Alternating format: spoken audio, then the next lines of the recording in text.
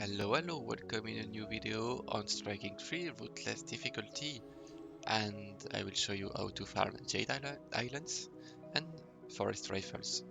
So before we start, a bit of introductions, but the Forest Rifle, if you don't know about it, it's currently the best DPS weapon for a DPS huntress. So it's very worth to farm one. And how does it work is that the further you stand from a target, the greater your DPS will be. As you can see, I move far away and far away, and the DPS on the dummy keep increasing, which is the same as the oak shot. As you can see, if I stand further from the dummy, my oak shot will be the same. So this weapon is a good combination with your oak shot for your interest, which make it currently the best DPS weapon for Huntress. And it's also a good weapon to farm for as a statistic if you're lucky to get one with good rolls for your builders. And that was for the Forest Rifle. About the Jade Islands, if you don't know about it, it's the best stat bet in the game. I have one like this. Um, it can spawn with very high stats, and if you're lucky enough, you can get one with very good stat for your apprentice or maybe even hermit. Sadly, on this one, I got very unlucky. I got low spawns on rate and tower damage, but it can be a lot better than a magicite. You can get you can get like capped.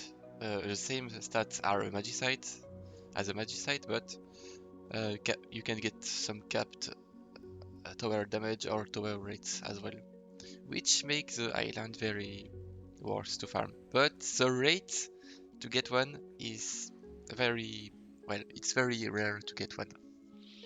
I will show you the rate on the screen for the island on Ruthless and Nightmare, and also for the Forest Rifle, so you can see. But yeah, it's like 1 out of 800 runs on Ruthless to get one. So it's very unlikely to get one, but well, it's all a matter of luck in the end. So about my build. First, I'm showing you my characters. I'm using just my classic stats. So nothing unusual here. You will need for this build um, a tower boost, of course, and if you have a chicken baller, it's a little bit better than using boulder throwers. Yeah, that's the name of it. Um, I will explain it a bit later why, but if you have a boulder, you can use it. It's not very important. And you will need, of course, EV and one one monk with 2 huntress. You need 1 monk with 2 huntress, guardian, and that's it. Of course, if you want to farm forest rifle, you will need to gear 3 huntress with some res armor and some guardian pet. If you are for the last wave, you can use 1 tower boost and 3 huntress, and so you can use 2 huntress guardian and 1 monk guardian. I will be using some stuff like that. So now the build. The build. It took me a couple of days to make this build because striking 3 being striking 3 is, well, it's a difficult map. So here you can build 2 aura, ensnare and strength drain. Then go back to the spawn and you can build 1 ensnare and 1 strength drain here. And I built them here, not here here or 10 centimeter away from this location. And it's very important because if you build it here, you will get some stuck mob here. If you build a lot too far away, like here, you will get some stuck ogres here. And so this is the best spot to build aura. And it will work if you have at least 8.5k range, maybe 8k range. I don't know about that, but you need some good range for your aura, sadly. The two, you need two more aura, the same one here, and again, try to place them kinda at the same placement than I do. So then you can swap to your summoner, because you will have to build at least 2 or 4 minion. I don't like to build minion, and I know a lot of people don't like to build minion, but you really have to build some, sadly, here. So, again, build them here, not here, or closer to the crystal, just here. If you build them here, the harbinger will kill them very easily. If you build them too close from the crystal, the ogres will smash them and hit the core as well. So here is a good location. And you need also 2 spider here. So you just need 4 minions. So it's not a lot, but it's required if you want your build to be consistent. You could do this build without minion, but you may lose, from my experience and stuff, like 1 out of 20 runs, and I prefer making a safe build that's reliable. So you need a 4 DU buff beam here, a 2DU physical beam, and you can build it like this or like that. It's not really important. Just make sure that you are building one like this. Um, if you, well, first here you need another physical beam, and I'm building a 5DU one because it's a lot safer, and sometimes you can get some auger or stuff killing that physical beam, which is why I like to build one. But you could build a 3DU physical beam, and instead of building spider here, you could build a 2DU physical beam here. But my build, I find it safer that way from my experience, so that's what I recommend. Then you need to build a buff beam like this, more or less like this. Just make sure that your aura are affected by your buff beam. Then you can swap to your hermit. And hermit, you build 1 shroom and 1 golem here. And it's important to build a shroom like this on this location, because there is a line of sight from this location to that spawner, enemy spawner that way, which will make your shroom almost always attacking the enemies. And well, so it's better that way. And you need a pylon like this that will cover both or your aura stacks and your, well, golem, shroom, and everything else I will build. You need also 2 seed bomb like this, one on each direction.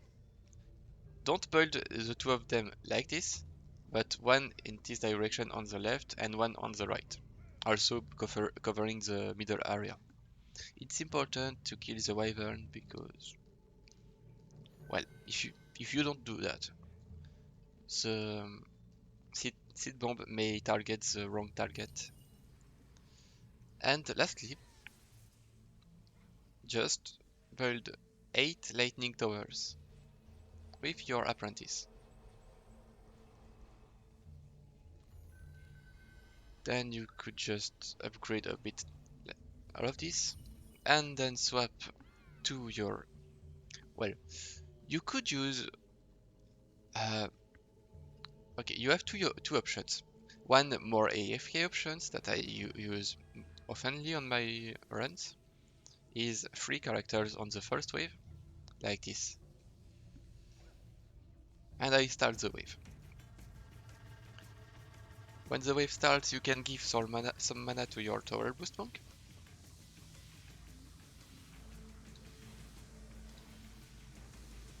You can upgrade a little more the buff beam. Then you start your tower boost, and with your third split, you can start AFK upgrading. And I like to play that way because I'm oftenly playing with multiple accounts, so it's more AFK to me.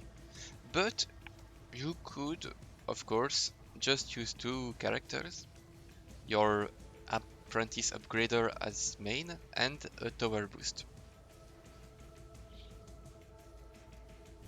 Because, well, like this, if you play AFK like I do, at some point you have to watch out for your tower boost, so you don't run out of, or, well, if you run out, it's okay. You won't lose. It will just make the run slower. So even if you lose your tower boost once or twice or even 3 times, you will be safe. But usually you will only use your tower boost once. So yeah, you don't need to upgrade anything else really. You could upgrade like your physical beam or stuff like that if you have time before the end of the wave, or maybe the minion here. But you don't need anything else. Um, One thing I forgot to say is that this build is safe, of course, but if sometimes on your run you lose this mage, well, usually if your minion here gets damaged, you will only lose your mage and your spider will stay alive. And if that happens, you don't have to rebuild your mage. Your spider will have enough HP to stay alive for the rest of the wave. Then for the second wave, you can just remove that split and keep going. So, um, yeah. So I did a lot of testing, and this build is very, very safe. I don't think you can easily lose with it. Mm, no, I don't think so. I did maybe 100 of runs with it, and it was fine. Sometimes, rarely, you may get... Well, the only issue that you could get, I think, is if your tower boost run out for a very long time and you don't reactivate it soon enough. Well, you can get some issues like a golden orc going to a crystal and eating it, or way too many enemies, stuff like that. So, as long as you keep an eye on your tower boost, it's a safe build. You don't have to worry about anything, and that's the most important, in my opinion.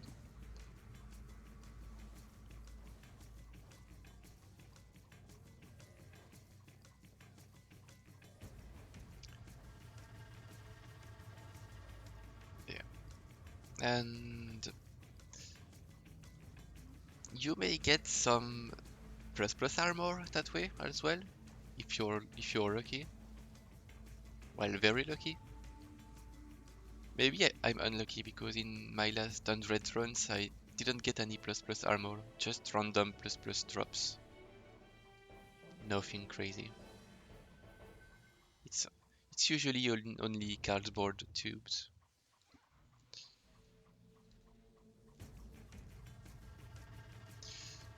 So yeah, you can keep going that way. And yeah, I forgot that, but you should place your characters somewhere in this location where I'm standing. You can place them here, more or less here. Just don't make them stand too far away from this location, because here they are very safe from harbinger, and sometimes you may encounter an harbinger or harbinger, I don't know how to pronounce that get too close from your physical beam, here or your spiders, and well, that's the point of building a physical beam and spiders and everything else, is only to protect you from the harbinger. And so if you stand in the middle of this location, kinda where I am standing, you won't get any issues like that.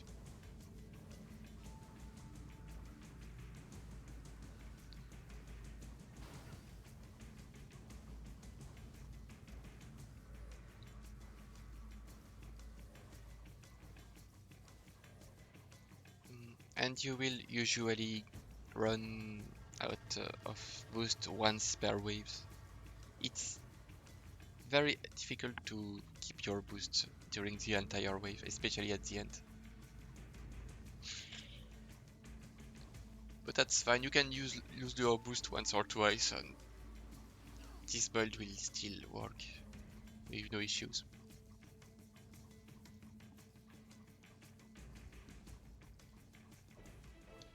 Like this. Then it's the last wave, you can bring 3 Huntress or a Ranger.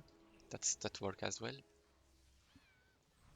You make them stand in this area with your guardians, of course, and you can start.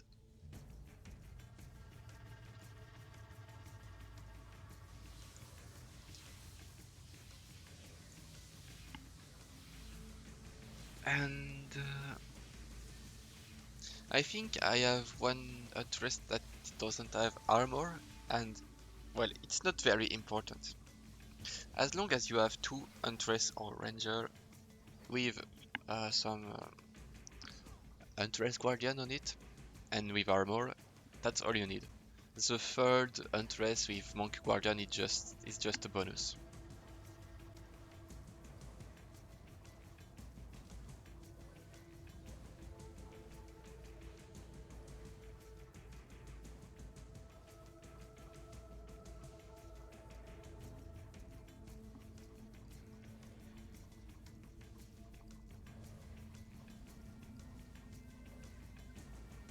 And there was a harbinger on this location, like 10 seconds away.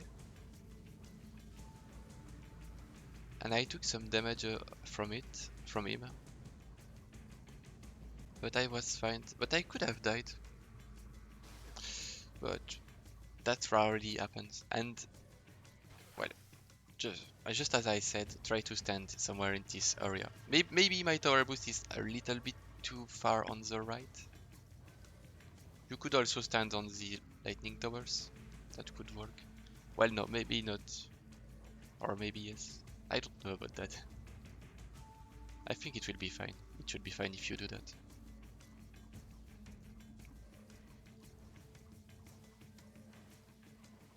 Oh yes, I forgot to say, but if I'm using a chicken puller instead of a boulders, is because sometimes you can get some stuck harbinger on weird spots, usually west location. No, east, I mean east location. And the chicken puller is giving a lot of knockbacks to your enemies, and so it can unstuck easily the harbinger. And that's the end of the map. 8-minute combat time. As you can see, it's a pretty fast run, and that build is very safe, as I said. And in the end, you can get some crazy loot. That's a lie. Usually, you don't get anything good from the map because the rates are so bad. Yeah, and that's it. I got 2++ on the map, but that's just random weapons, and I don't want that. So that was the build. I don't think I have anything else to say. Um, Besides that, the forest rifle is good for DPS Huntress, but not for DPS Ranger. But I don't have any more information about that because I don't use a DPS Ranger. It's only good for DPS Huntress. And that's it. I hope this build was helpful. If you have any questions, you can write a comment. I will answer you. And if I have any more detail that I forgot to mention in this video, I will write them in the video description. Thank you for watching.